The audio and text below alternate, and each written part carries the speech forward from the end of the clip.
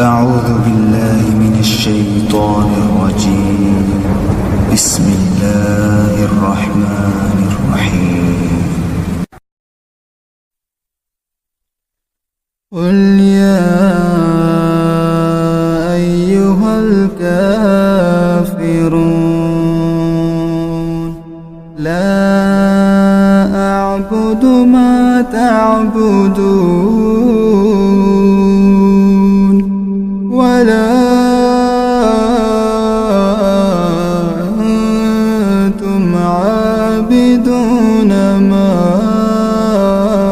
أعبد ولا أنا عابد ما عبدتم ولا